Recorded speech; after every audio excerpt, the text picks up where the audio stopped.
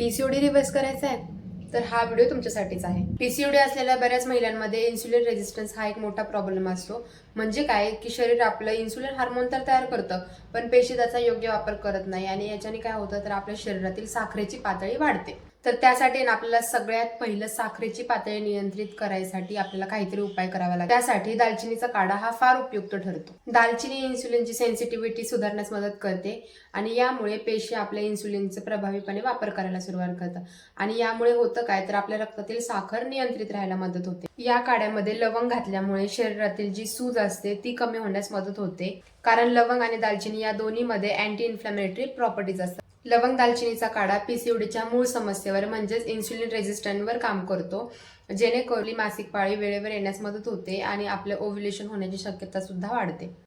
आणि पुन्हा एकदा सांगते की हा सगळा माझा अनुभव आहे, माझ्या अनुभवावरनं मी तुम्हाला सांगत आहे। अजून माहिती हवी असेल तर आत्ताच माझ्या पेजला फॉलो करा। भेटूयात पुढच्या व्हिडिओमध्ये। बाय।